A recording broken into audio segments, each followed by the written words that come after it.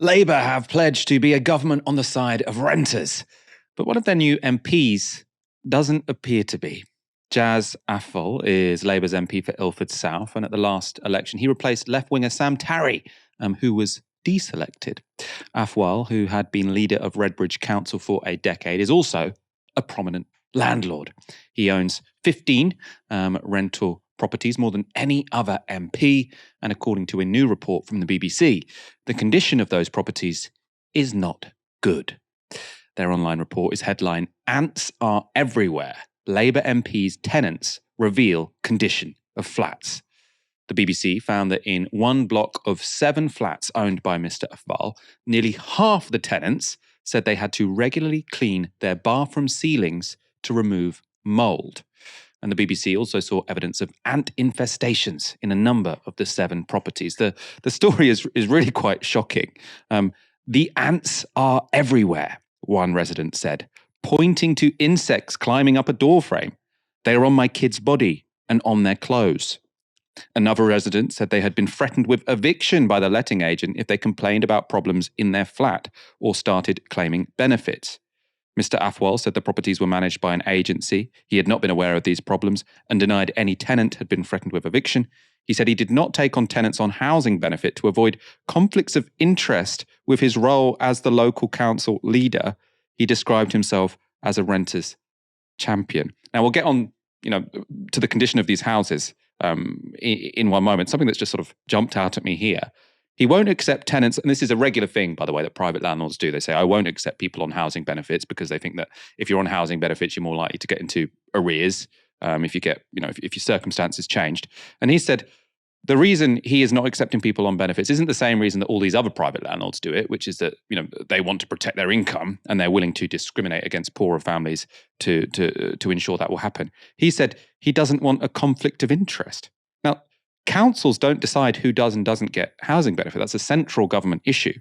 I would have thought being a private landlord is actually where the conflict of interest comes in, right? Local councils do regulate private landlords. They don't distribute housing benefit. So it's very, very confusing indeed. When Joe Pike from the BBC visited some of these rental properties, it certainly didn't seem like Mr. Afwal was a renter's champion. So Joe Pike writes this: "When I visited the properties which are above an empty shop in Ilford, the communal areas were dirty and the lights did not work. Fire alarms were hanging loose from the ceiling and a washing machine had been dumped next to a set of stairs. One resident showed me black mould growing on their bathroom ceiling, adding that a family member is a clean freak who keeps scrubbing the area with bleach to keep the mould at bay. Another said they had Googled black mould and realised it could be toxic. The whole ceiling would be black if we didn't clean it every few weeks, they said. I knocked on every door and spoke to most of the tenants. None wanted their name to be used. Some specifically said this was due to a fear of being evicted." So these people are fearing being evicted. Now, I suppose I have to say that would probably be the case in most places. If you've got a journalist knocking on your door, you're a private tenant, and they're saying, tell us about your landlord. That's the condition of a private renter. You're always scared that you're going to be kicked out. So that's not necessarily exceptional just from that description. However, Joe Pike, so the BBC journalist, did write about potential intimidation faced by people renting Afwal's properties. So he writes, "While I was at the block, the property manager was tipped off about my visit and tenants started to get calls from him. After receiving these calls, they became hesitant about talking to me. This appeared to me to be intimidation. One resident who had spoken on camera about problems with their flat later asked that we not use the interview, and another asked me not to use images of the mould, 2 days after allowing me to take pictures of it." So the journalist went round, took pictures of the mould, to put in a BBC report. The letting agent or the property manager calls up. Suddenly, no, please don't use that.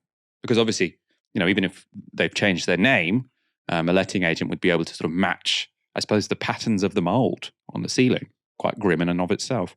Aaron, this is really quite an astonishing story, isn't it? This is a new Labour MP, an MP who actually, can we call it controversial? I mean, they deselected an MP to do it. It would have been controversial when Corbyn was leader, right? So they deselected an MP to get this guy in. He's the House of Commons' most prolific landlord, and even while that, it's not, when you hear of reports from residents said there were ants, right? You think in your head, okay, that's terrible, but maybe it was sort of, even in my house, which is not in the worst, Nick, on Flying Ants Day, we always get ants that come into the bathroom. It's annoying, right? So you think maybe it's like that, but no, there were ants on the day that the BBC journalists entered, which suggests they're probably there all the time, right? Ant infestations, mold. This is a Labour MP. What's your response? Yeah, it's just extraordinary. I want to go back to one of the graphics you just read a moment ago, Michael. Fire alarms hanging loose from the ceiling. I mean, what does the FBU make of that? And that's an affiliated trade union to the Labour Party, the Fire Brigades Union. What do they make of that? How would they feel about any landlord, let alone a Labour MP, profiting from a building like that? Did the fire alarms work? And a washing machine that had been dumped next to a set of stairs. You've already talked at length about the black mold. The whole ceiling would be black if we didn't clean it every few weeks. This is just extraordinary. Communal areas dirty, lights not working. I mean, this is the 101 of properties. Then Jaz Atwell has replied saying, I'm a good landlord. Maybe we're going to hear more about that. I don't know. I'm a good landlord. It's below market rates. Well, guess what, Jaz? In properties where people live with black mold and ants and fly tipping next to the communal areas and lights not working and fire alarms hanging from the ceiling, in properties like that where they pay below market rates, we call people like you a slum landlord. That's what we call you. I mean, I love this kind of this window dressing he's trying to put around it. It's in shit condition. It's awful, but they pay below market rates. Is that how people, administering slums 100 years ago would have defended themselves, legitimated what they're trying to do? Absolutely extraordinary. He has 15 properties in terms of private housing rental and then 3 commercial properties. 18 properties as a Labour MP, and as a Labour MP who replaced a previous Labour MP who was ditched by the local party. He claims he was stitched up, Sam Terry. And of course, he was given the boot from the shadow cabinet because he went on a picket line. I think in microcosm, this explains what's gone wrong with the Labour Party and the kinds of people now representing the Labour Party. And by the way, you could have had Keir Starmer's his project, and you could have had people like Sam Terry in it. The point is the Labour right didn't want to play that game. So instead, we get these parasites, frankly. A few things. Firstly, I shared this story a while back before the BBC report, when it was merely highlighted that Jaz Atwell had the 18 properties, 15 private rental properties for housing. And I called him a slum landlord. And then, of course, I was quote tweeted by a councillor, a Labour councillor who knows Mr. Atwell, and he said it was personal and nasty. Well, if disliking slum landlords is nasty, take me away. And he went on to say that Jaz Atwell was a lovely man, a lovely councillor, a leader in terms of providing good housing for people. This, again, is a microcosm of the Labour right. The truth is whatever they say. They have zero capacity for self-reflection, partly because of their relationship to the Tories and the Labour left, right? The Labour left, they're all crazy. We have to keep them out. Everything we do against them is right. And of course, the Tories are the definition of evil. Therefore, we as the Labour right can do no wrong because the baddies are these two guys. And what it means is that you get people like Jaz Atwell getting a free pass. And I'll finish with this. I find it utterly remarkable that there are young people in London who will rent for the rest of their lives and who will be giving money hand over fist to people like Mr. Atwell, who are benefiting from their lives being more shit. There are people, young people like that, campaigning for people like Mr. Atwell. It's utterly extraordinary. It's not turkeys voting for Christmas. It's turkeys saving up their money for the Christmas dinner, driving the family to Lidl, and paying for all the dressings and the Christmas crackers. It defies belief. And like I say, anybody who's going to be renting probably for the rest of their life, if they want to stay in London as a young person, what on earth are you doing campaigning for somebody like Jaz Atwell?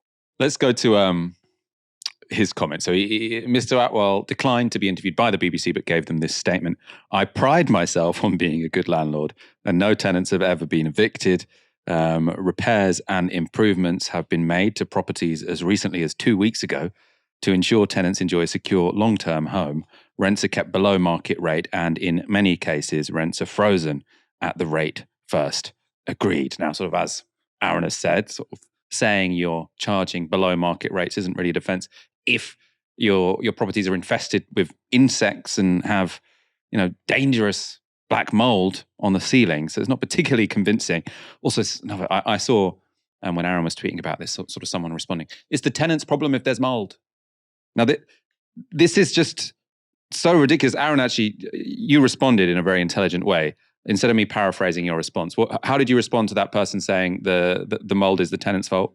So, yeah, I responded biographically. I said, look, I've lived in rental properties between the age of 0. Neither of my parents owned a property when I was a kid. From 0 to 35.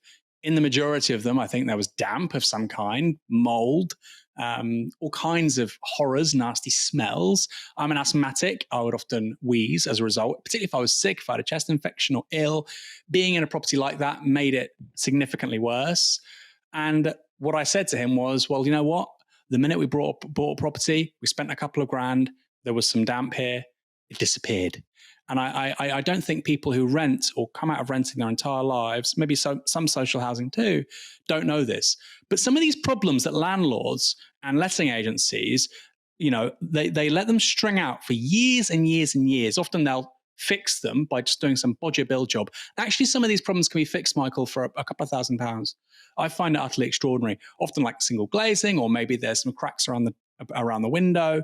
You might need to re-render a wall. You might need to use some kind of damp treatment or ventilate a wall a little bit better. A couple of £1,000s. But no, they have to let, the 10 or 15 people that inhabit that property over 20 years or whatever it is, they have to not be able to breathe properly. They have to live with a stink and a stench. They have to have the black mold because you can't spend a couple of £1,000s. Jazz Atwell said he didn't know what was going on. There was a letting agent that was managing these properties. Well, you were taking the money, sunshine.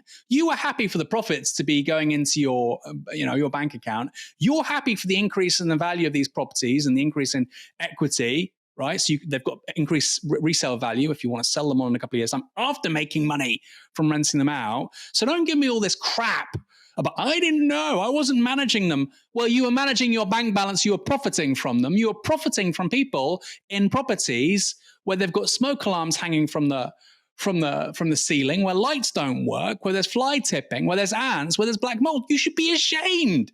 You should be ashamed. Frankly, he should not be an MP of any kind, let alone a Labour MP. The fact he's not ashamed, the fact that there isn't a mass sense of shame amongst Labour MPs, Labour activists, Labour campaigners, some of whom are defending him, I think is really instructive. People like him are the problem. People like him are the problem in this country.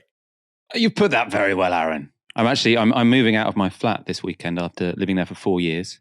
And I'm really hoping that the next one doesn't have mold. The current one does, of course. I think it seems to me that the majority of private rental properties in London must have, the majority of private rental properties I've lived in London do have mold. My housemate actually, the landlord came round a couple of years ago or a year ago or so, and he said, look, I've got all this damp. We have these weird built-in wardrobes that are sort of on the external wall, just a normal size wardrobe that's built into it. And they get incredibly moldy inside, so you can't actually keep any clothes in there. And my housemate asked the landlord, can you get me a dehumidifier? And the landlord said, no, that would be an admission that there's a mold problem. Right? So he specifically wouldn't try to fix the problem, because if he were to try to fix the problem, that would mean that he was therefore liable. I mean, I don't know if that legally stacks up, but that was the answer that was given to him. And as it stands at the moment, it's with tenancies being as insecure as they currently are, it is difficult to try and take that legal recourse against your landlord, because they can, pretty much kick you out at any point. Hopefully the Renters Reform Bill will do something about that. Although with people like Jazz Atwell on the Labour benches, there are some reasons to be concerned.